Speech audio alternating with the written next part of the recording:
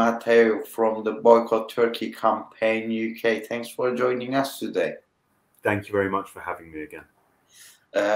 Our main topic today is the Turkey's latest invasion attacks to Kurdistan. What do you believe to be Turkey's real objectives in launching this operation at this time?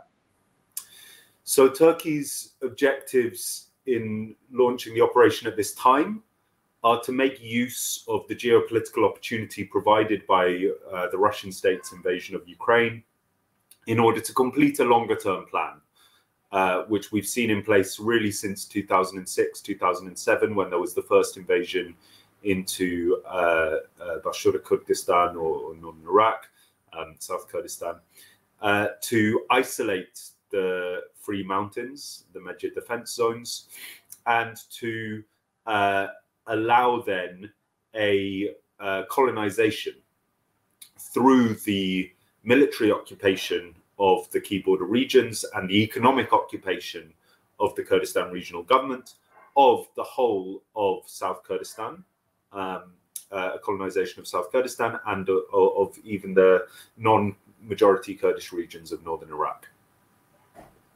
Thank you. As you know, Turkey doesn't help these invasion attacks on its own. Turkey has friends, which has been underlined by the Turkish Defense Ministry as well. He has claimed that Turkey's present offensive against the Kurds is being carried out in coordination with the country's friends and allies. Who are these friends and allies in particular? So the main friend and ally are the Barzani clan and what I would call their political front, because it's not a real political movement at this point, the Kurdistan Democratic Party, the KDP. And more and more now, although nowhere near to the same extent, the PUK is also providing some support, but especially it's the KDP. The KDP are the economic clients of the Turkish state. They depend very heavily on the support of the Turkish state. They already showed their willingness in the early 90s to fight on behalf of the Turkish state against their fellow Kurds. And that's what we see today. So it's a continuation of a long tradition within the Barzani clan to support the Turkish state's policies in order to attempt to get rid of what they see as just as a rival. They don't even understand that what the Kurdistan Freedom Movement represents is not simply some kind of political rivalry similar to the Talabani and the PUK, but an entire alternative political system. And in this, they take the same role as unfortunately has been played by many Kurdish elites over the last century and more, or even going back to the Hamidiyya regiments at the end of the Ottoman Empire, who supported the Ottoman state's genocides against Armenians, Syrians, Greeks, and other Christians of the region. The KDP is very happy to play that role continuing today. What do you think will be the impact of Turkey's military operation destabilizing the region? What regional forces will gain from it?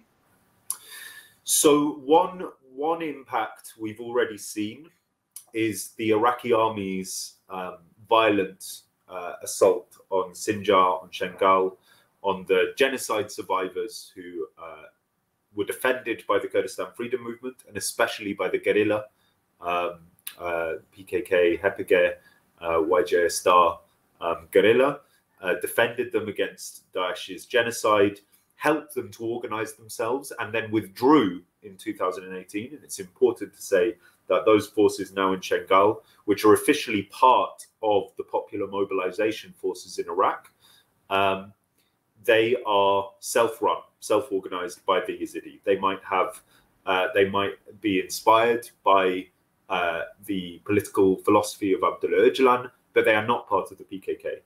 They are similar in that regard to the forces in north and east Syria, yet again, the Hypocrisy.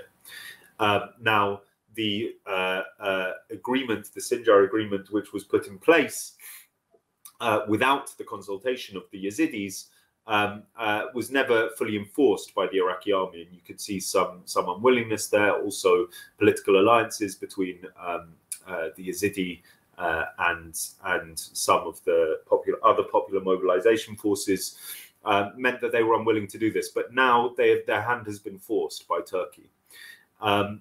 In terms of a broader destabilization, what it will give is a full Turkish supremacy in the north of Iraq. And of course, that upsets the balance of power between the different regions, and it creates more and more displacement. For example, of Assyrians in the villages bordering to Iraq, bordering between Iraq and Turkey. So the potential ramifications are really quite dire. What does the silence and refusal to criticize say about the international community and its responsibilities? Very shortly. So, I mean, we are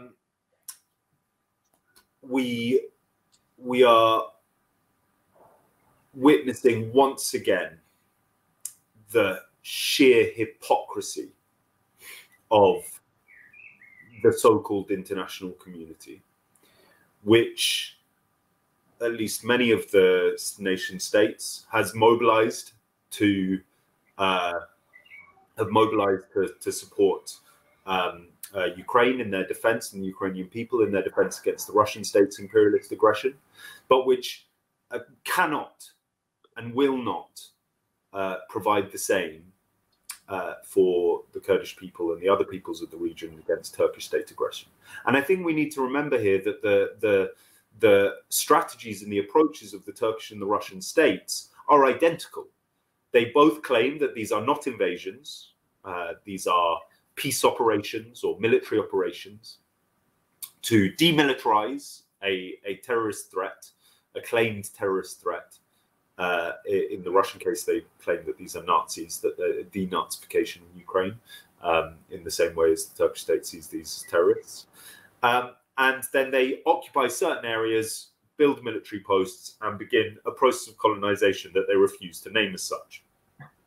So it's identical, and yet the double vision is clear, and the results of those double vision, the results of that double vision, and the way that it ties, especially the Western powers, in knots, are abundantly clear at the moment with the way that Turkey is using its position in NATO to further its aims to eradicate any political self-organization or representation for Kurdish people.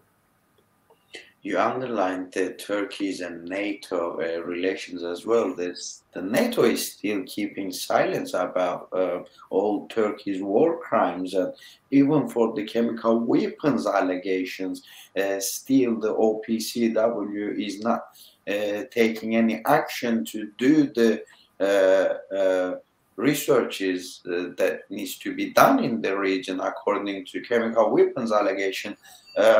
Very shortly, how would you going to comment on the EU's and EU commissions, as well as the OPCW and NATO silence against Turkey? Very shortly, please.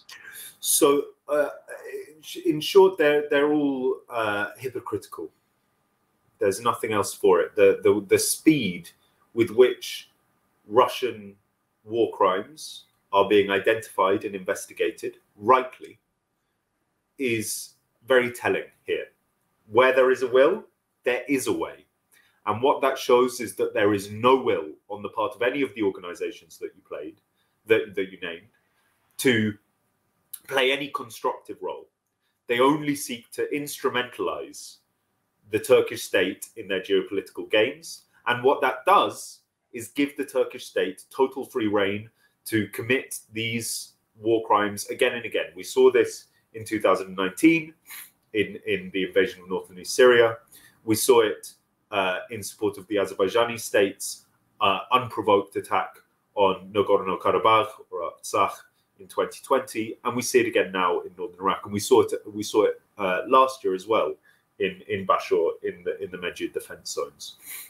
So it's a sheer hypocrisy, and especially NATO is now reaping what it has sown in the leverage that the Turkish state has over the other members of the alliance in the proposed accession of Sweden and Finland to the organization.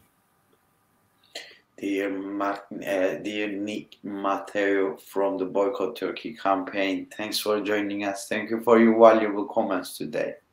Thank you so much. Thank you.